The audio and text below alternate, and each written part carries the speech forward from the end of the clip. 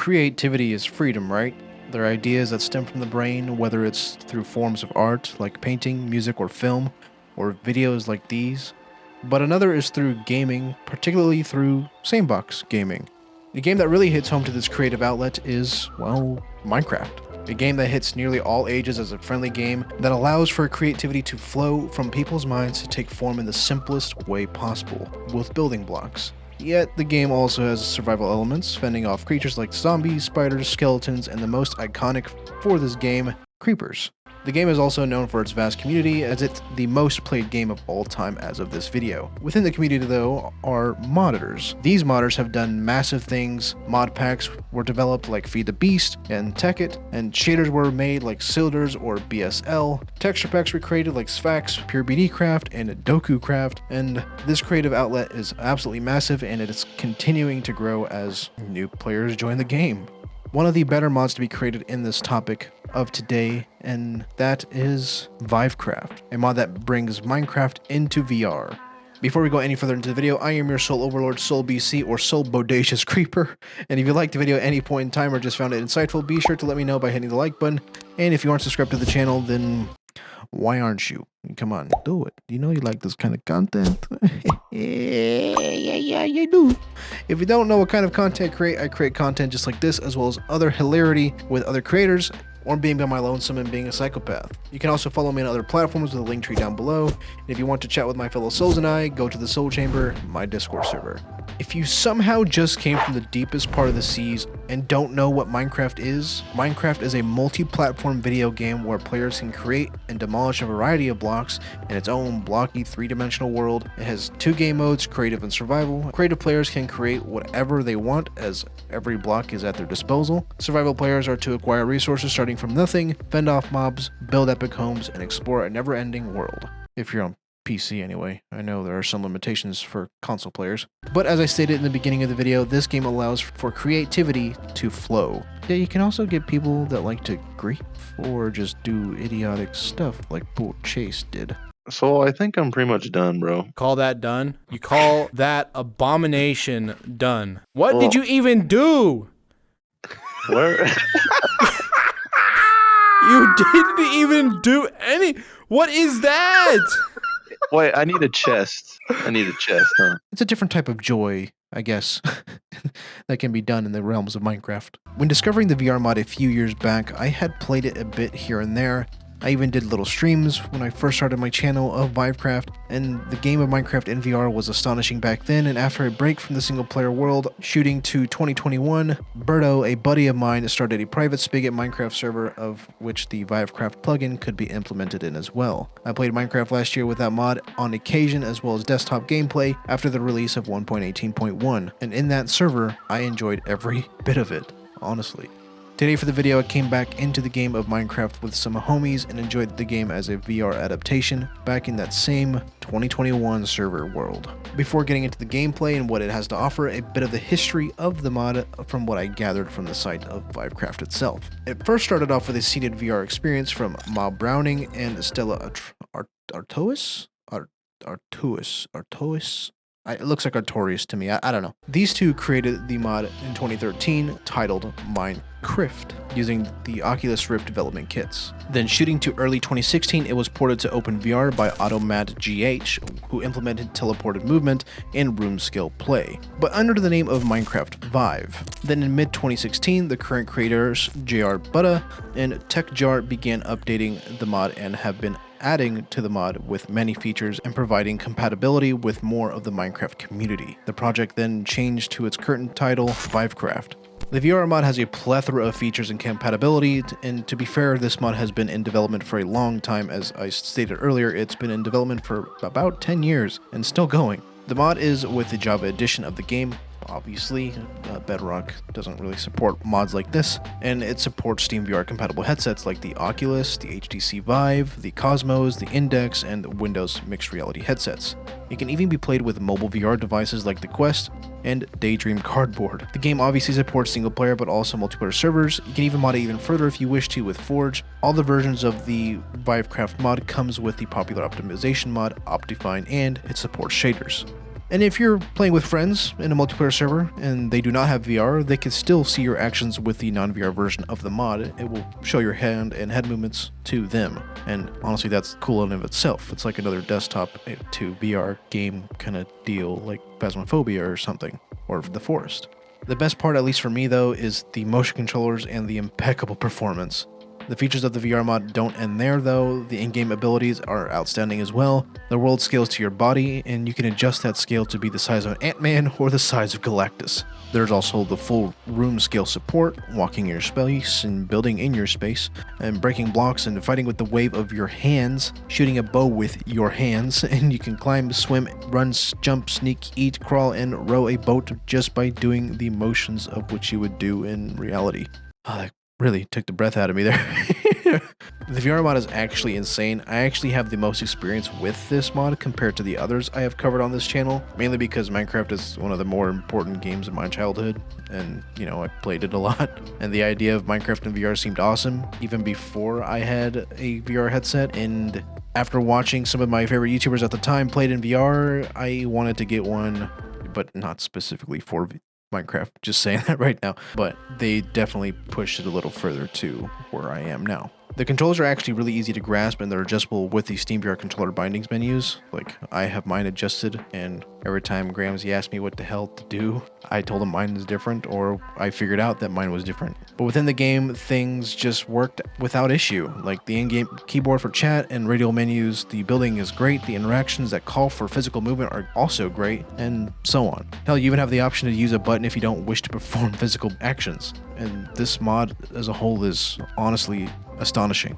The installation is actually really easy for both the server and the client. First, the client side, and this applies to both the VR and non-VR version of the mod. First off, make sure the Minecraft launcher is not running, then go to the website where the mod is located, head to the downloads tab of the site, make sure you meet the requirements of the mod before going any further, then download the current version or a previous incarnation if you wish to. It's your call. It will take you to a GitHub link of that expected version. Select either the non-VR or VR version of the mod. Once the mod is downloaded, launch the installer, which a small window should pop up stating that it is the Vivecraft launcher with a giant picture of Vivecraft in front of you. Then adjust the settings to fit your PC, whether you're using multi-MC, the allocation of RAM, or installing the Cat VR driver for the mod. Yes, you can walk with this mod if you have the Cat VR.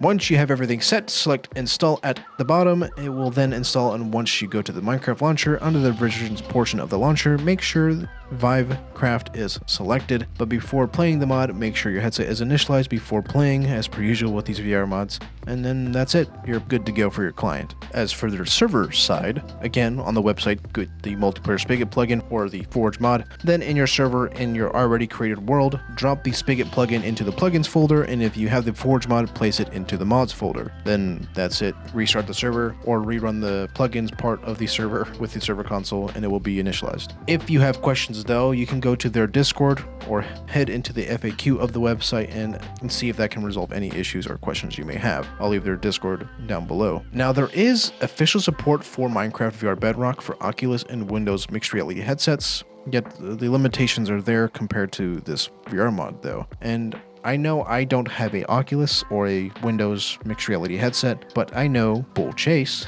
and Bull Chase has played the official version of Minecraft VR. And here is a conversation I had with him with that in mind. What was the Minecraft VR Bedrock like since you played it? Shit. Can you explain it? Like, compared to the Vivecraft mod we've been playing, compare it to the Bedrock edition. Well, what I would expect is for the Java edition of Vivecraft to be what Microsoft created, like in the way you can swing and hit stuff, in the way that it's actually matching your arms, and in the way you can row the boat, in the way you can swim, all that stuff. That's not in the Microsoft version. Can you even use motion controller support on that? I mean, yeah, you can move your arms around, but it's like your hands aren't matched up perfectly, and when you swing and like with your pickaxe or your sword, it doesn't hurt animals or anything. You can't mine like Doesn't that. register. No. Is there anything else that's like different, like noticeably different compared to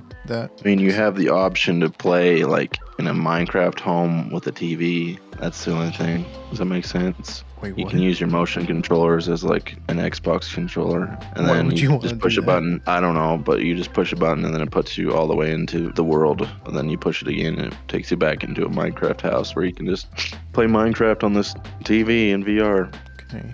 And have you played with people with that, or did you just do solo? No. I mean, I'm pretty sure that they can't see the motions. Anything else that you can think of? It was pretty shit. Now, after that conversation, let's hop back into the review part. Playing Minecraft VR makes the Minecraft experience 10 times more enjoyable than desktop play, especially with friends, like any game would be, honestly. The mod runs fairly well with both vanilla and with shaders enabled. Even with the textures that have bump mapping, it works just fine. Now, the footage you might see may seem like ass, like actual boo-boo aids, but I can assure you, outside of recording, for me, it runs perfectly fine.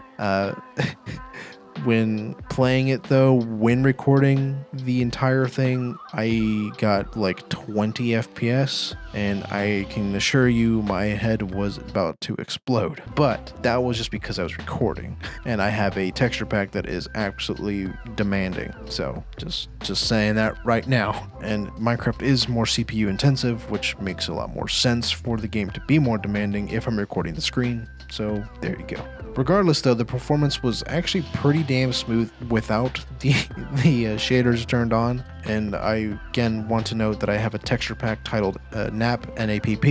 It's short for something I can't recall. It's a Patreon related one though, and it's really well made. But anyway, it is a high resolution texture pack, and it may have impacted my performance just a hair, but either way, I could play it with 30 plus chunks without issue. As I stated earlier, the controls are fairly simple. With the index controllers though, it's, at least for me, it was fairly simple, and I adjusted them with the SteamPR bindings, and it just felt really nice the way I had it. And the GUI is interactable on your wrist or wherever you wish it to be, and I think that alone makes it a little more awesome because you can interact with your inventory at your wrist, or in this case your blocky forearm. I don't know. Either way, you can interact with it and it works. The combat feels fluid, and the motions you can conduct just feel awesome, like climbing the ladder or rowing the boat, etc. The rowing of the boat can be a bit nausea-inducing, but once you get the hang of it, it's not bad. And you can actually go really, really fast on that thing. If you just book it, you can go Mach 5 on that bitch. I took Gramsy for a ride. Ready? Yeah. Yeah, he's zooming, bro. Holy shit, bro. What the fuck? What is happening? What is actually fucking happening right I'm physically rowing, bro. now? What in the fuck? Okay, we can go back. Like, I can't even see the house anymore, my dude. Jesus fuck. Holy shit. That is actually fucking retarded. It's much faster than the in-game rowing. Now, I haven't tried the mod with other mods, and honestly, I'm slightly afraid as I feel as if my CPU would just fry. But I know people have tried it, and so I may have to dabble into it a little bit. But again, it's touchy for me. I feel it would be fairly interesting to see though, so I might do it. I honestly have zero qualms with the mod as a whole though. I personally couldn't find anything negative about the mod for as long as I played. Like, I genuinely could not find anything I disliked. The mod felt smooth, as I said, along with the gameplay. The GUI felt crisp in all the aspects, the combat, the customizability, etc. This may be because the mod has been in development for a long time, but man, I tried really hard to find something to criticize. I do wish that the mod had some B-haptic support though, like as other mods have that support. And I know it's had it before, but with the later version, it was a different modder as well with 1.16 of the game, so it was not too long ago, but it was also quite long ago. I would love to see B-haptic support though.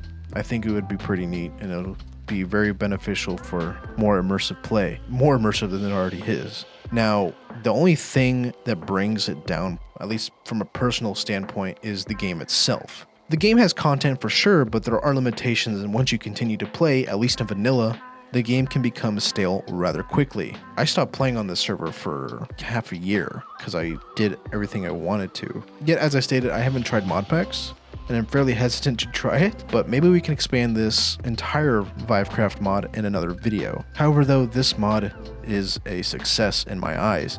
It's truly astonishing, and if you haven't played it in VR, I highly suggest you do. And if you're like me and you struggle to stay hooked on in a vanilla game, then try it with a modded pack.